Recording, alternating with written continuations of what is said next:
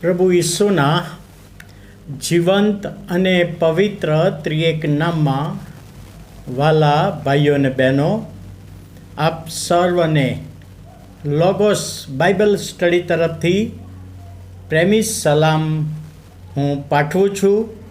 અને આજે 2025ના વર્ષનો 107મો દિવસ 17મી એપ્રિલ 2025 અને ગુરુવારનો આ નવો દિવસ આપણા જીવનોમાં પ્રભુએ બતાવ્યો માટે પ્રભુનો ખૂબ આભાર માનીએ છીએ. હું મારી પત્ની અને દીકરીને પ્રેમ કરું છું. 26 જાન્યુઆરી 2005ના રોજ અમેરિકામાં કેલિફોર્નિયામાં એક ટ્રેન રેલવેના પાટા પરથી ઉતરી ગઈ અને એ વખતે 200 માણસો ઘવાયા, 11 માણસો મરણ પામ્યા અને એમાં 44 વર્ષનો જ્હોન કિયસ ટ્રેનના કાટમાળના ડબ્બાના કાટમાળમાં બેભાન થઈને ફસાઈ ગયો હતો.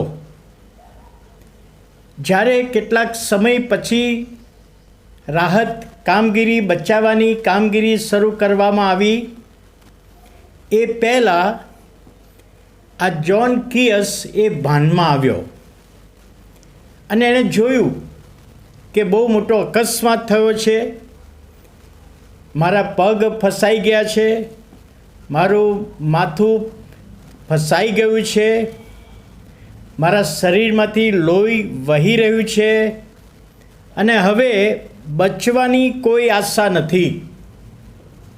અને એવા સમયે એની આગળ એક સીટના પાછળનો ભાગ એણે જોયો, તૂટેલી સીટ, એની પાછળનો ભાગ. પોતાના આંગળીથી, લોહીથી એ સીટના ભાગ ઉપર સંદેશો લખ્યો, હું મારી પત્ની લેસ્લી અને મારી દીકરીને પ્રેમ કરું છું. અને પછી બેભાન થઈ ગયો. જ્હોન કિયસનો આગળ જતાં અદ્ભુત બચાવ થયો, દવાખાને દાખલ કરવામાં આવ્યો, સારું થઈ ગયું. અને રેલવે વ્યવસ્થાકારો જેવો બચાવ કામગીરી કરતા હતા, તેમણે આ સીટ જોઈ કે આ ભાઈએ સંદેશો લખ્યો છે કે મારી પત્ની લેસ્લી અને મારી દીકરીને હું પ્રેમ કરું છું. આંગળીથી લોહી વડે આ સંદેશો એણે લખ્યો છે. એટલે આ લોકોએ, ઓફિસરોએ આ સીટને સાચવી રાખી. કેટલોક સમય થયો ત્યાર પછી જ્હોન કિયસ કહે છે, મારે એક આભાર સ્તુતિની મિટિંગ રાખવી છે. અને આભાર સ્તુતિ મિટિંગ રાખવામાં આવી. રેલવેના 2-3 કર્મચારી ઓફિસર્સો એમાં ભાગ લેવા આવ્યા. અને જ્યારે પ્રભુનો આભાર માનતા કે પ્રભુ તે મને બચાવ્યો છે, માટે આભાર માનું છું. અને એ વખતે ઓફિસર્સ, રેલવેના 3 ઓફિસર્સો પેલી સીટ લઈને આવેલા અને એમના પત્ની લેસ્લીને એ ભેટ આપી કે તમારા પતિ તરફથી અનમોલ ભેટ છે. અને લેસ્લીએ એ પેકેટ ખોલ્યું તો અંદર જોયું હતું, હું મારી પત્ની લેસ્લી અને મારી દીકરીને પ્રેમ કરું છું.